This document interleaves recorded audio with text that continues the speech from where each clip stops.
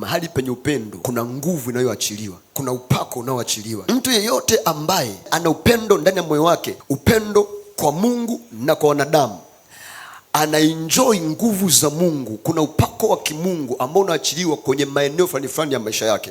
Kwa kadri unavyokuwa na upendo kwa Mungu na kwa wanadamu, ndivyo ambavyo unaongeza kiwango cha nguvu za kimungu kwenye maisha yako. Kwa hiyo kiwango chako cha upendo kwa Mungu na kwa wanadamu kinaamua kiwango cha nguvu za Mungu kutenda kazi kwenye maisha yako, na kwa hiyo kinaamua kiwango cha udhihirisho wa mkono wa Mungu kwenye mambo mbalimbali ya maisha yako. Kwa kinachoamua mkono wa Mungu udhihirike kwenye mambo mbalimbali ya maisha yako ni kile kiwango cha upendo ambacho unakuwa nacho ndani ya moyo wako, upendo kwa Mungu na kwa wanadamu, ambazo sasa ndio muhimu sana katika kuzalisha ishara na maajabu na muujiza kwenye maisha ya mtu. Kwa kadri unavyozidi kutembea katika upendo, ndivyo ambavyo unazidi kutembea katika nguvu za Mungu, ndivyo ambavyo unazidi kutembea katika udhihirisho wa neno la Mungu kwako, ndivyo ambavyo unazidi kutembea na kufungulia mlango wa neno la Mungu kufanyika mwili kwenye maeneo mbalimbali ya maisha yako. Kwa unapopoteza upendo wa Mungu, unapoteza udhihirisho wa neno la Mungu kwenye maisha yako, na unapokumbatia upendo kwa Mungu na kwa wanadamu, unatengeneza mazingira ya neno kufanyika mwili kwenye maisha yako. Zaburi 89 mstari 20-23 unasemaje? Tuangalie habari za Daudi. Daudi aliyempenda Mungu akawapenda na wanadamu pia. Nimemwona Daudi mtumishi wangu, nimempaka mafuta yangu matakatifu, ambaye mkono wangu utakuwa thabiti kwake, na mkono wangu utamtia nguvu. Adui hatamwonea, wala mwana wa uovu hatamtesa, bali nitawaponda watesi wake mbele yake, nitawapiga wanaomchukia. Kwa hiyo upendo ambao Daudi alikuwa nao, upendo wa Mungu ambao ulikuwa ndani ya Daudi, upendo wa Mungu na wanadamu, ulimfanya Mungu amtafute Daudi mahali alipo. Nimemwona Daudi mtumishi wangu. Kwa upendo uliokuwa nao ndani ya moyo wake ulimvuta Mungu na Mungu kumtafuta mahali alipo. Kwa wengine ni kwamba Mungu anazunguka hapa na pale kutafuta watu wenye upendo wake ndani ya moyo. Alipompata Daudi anasema, nimemwona mtumishi wangu Daudi, nimempaka mafuta yangu matakatifu. Kwa nini? Kwa sababu upendo wa Mungu unavuta upako wa Mungu. Upendo wa Mungu unavuta nguvu za Mungu.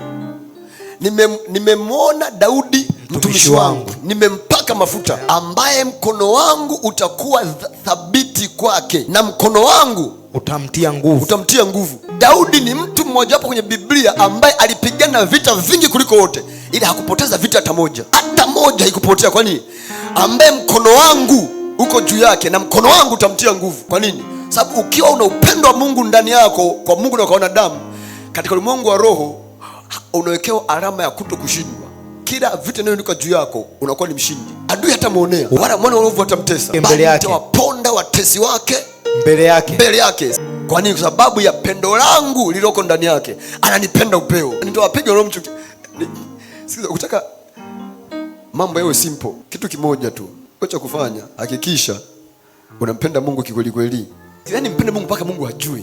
Unajua mioyo yetu inaweza kushikwa na vitu vingi sana duniani, lakini nikuhakikishie kitu kimoja peke yake ambacho utaishi nacho hapa duniani na utaondoka nacho baada ya maisha hapa duniani, ni Mungu peke yake. Kwa ukimpenda Mungu, huyo ndiye atakayewe na wewe hapa na maisha baada ya hapa. Tuweze tukaipa mioyo yetu mambo mengine mengi akashika mioyo yetu. Kwa wale waliosoma hesabu, kuna zile hesabu za seti. Kwa kuna set afu na subset. Sasa Yesu ni seti. Wewe ukienda kwenye kale kamoja unakuwa ni ka subset. Sikiliza, mtoto wako hataki kuchukua moyo wako kabla ya Mungu. Mwenza wako hataki kuchukua moyo wako kabla ya Mungu. Mali yako, chochote kile cha duniani hataki kuchukua moyo wako kabla ya Mungu. Mungu kwanza, vingine vinafuata. Zaburi 24 mstari wa 1 anatuambiaje?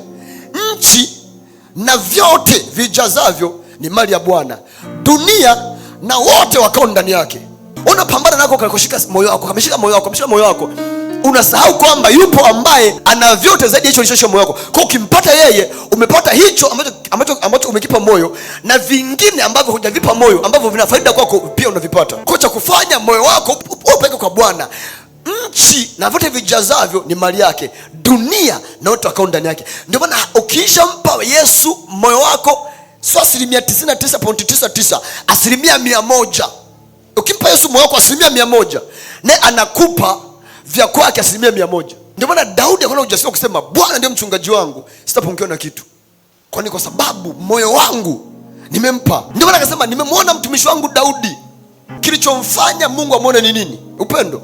Soma Zaburi 132 uone. Mstari wa 4 wa 5 uone. Alikuwa anampenda Mungu mpaka akasema sitaacha miguu yangu ipande katika kitanda. Sitaacha macho yangu kuwa na usingizi, wala kope zangu kusinzia, hadi nitakapompatia Bwana mahali na mwenye nguvu wa Yakobo maskani. Sitaacha miguu yangu ipande katika kitanda, wala kope zangu kusinzia, mpaka nitakapompatia nini? Mungu maskani. Na Bwana msema Mungu wa Yakobo. Hapa atakapomjengea nyumba. Unajua ukifuatilia maandalizi ambayo Daudi aliyafanya, hakujenga nyumba. Alitaka kujenga nyumba, Mungu akamzuia. Akasema atajenga mtoto wake. Maandalizi aliyofanya yalikuwa yana thamani ya dola za Kimarekani milioni 576. Vitu ambavyo Daudi aliviandaa, ameziandaa kwa ajili ya ujenzi wa nyumba. Alisema hivi, sitaacha miguu yangu kupanda katika kitanda, wala sitaacha kope zangu kuona usingizi, mpaka nitakapomjengea Bwana nyumba na Mungu wa Yakobo maskani.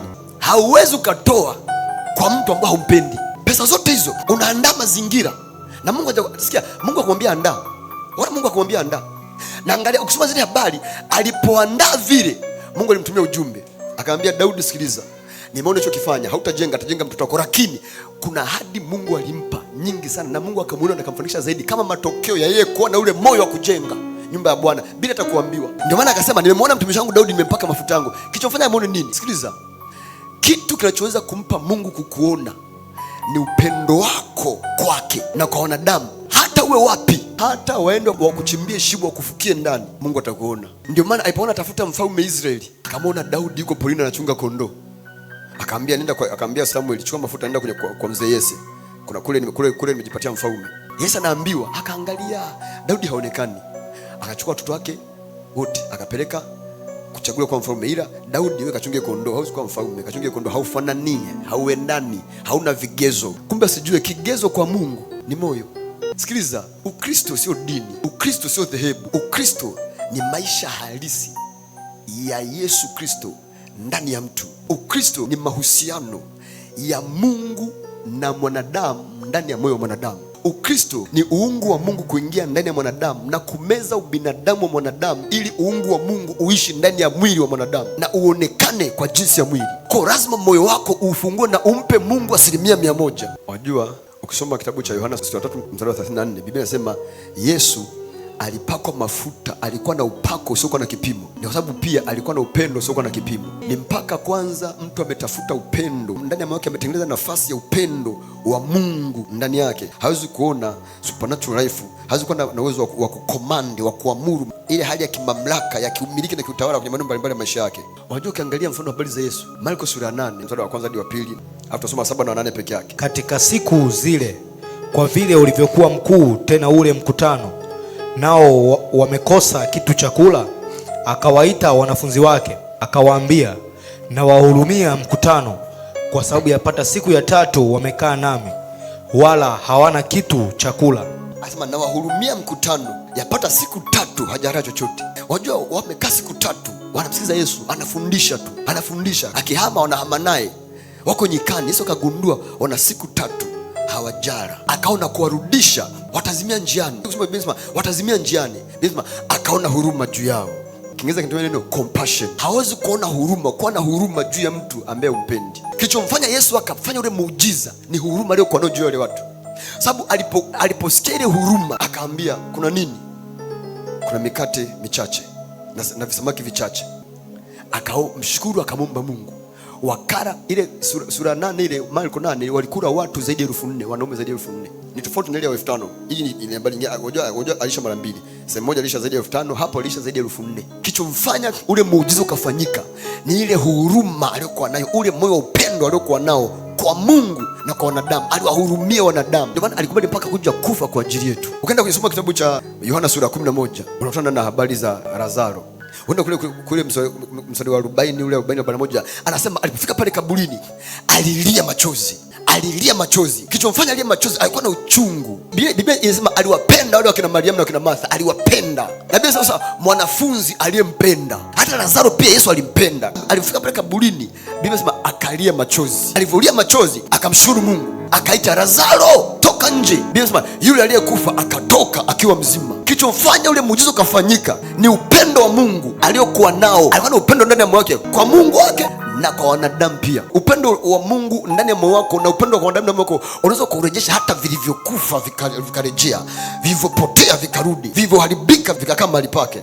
Ni kwa sababu ya nini? Kwa sababu ya upendo. Unajua, kwenye kila eneo la maisha ya mtu hauwezi kufanikiwa bila msaada wa kimungu, haiwezekani. Hata eneo la hela. Kumbukumbu la Torati 8:18 inatuambia, bali utamkumbuka Bwana Mungu wako, kwa maana ndiye atupaye nguvu za kupata utajiri. Kwa hiyo hizo nguvu za kupata utajiri zitaingia ndani yetu kama tumetengeneza nafasi pia ya upendo wa Mungu ndani yetu, kwa Mungu na kwa wanadamu. Sikiliza, ili maisha yetu haya yawe na thamani, yawe na uhalisia wa uungu wa Mungu kwetu, tuhakikishe ndani ya mioyo yetu tumempa Mungu nafasi, tumpende kwa moyo wako wote, kwa roho yako yote, kwa nguvu zako zote, kwa akili yako yote. Mpende Mungu katika kila jambo, mpende Mungu. Mahali ambapo unaonyesha upendo kwa namna fulani, nguvu za Mungu zinachiliwa pia kwenye hilo eneo. Unajua, mfano Mfalme Sulemani, ukisoma kitabu cha Nyakati wa Pili sura ya 1, ameenda kutoa sadaka ng'ombe 1000. Mungu anamtokea usiku, omba lolote.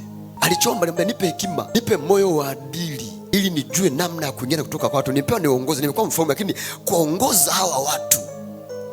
Mungu akashangaa, akasema, hey, hujaomba mali, hujaomba ni chinja adui zako, hujaomba kisasi kwa hujaomba chochote, umeomba.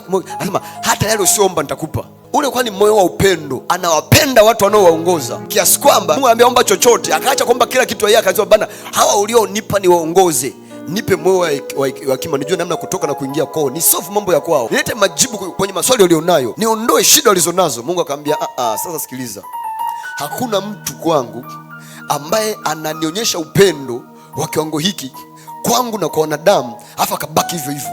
Lazima na mimi hata ile ambayo hujataka nikupe. Mungu akaachilia kila kitu kwenye maisha yake.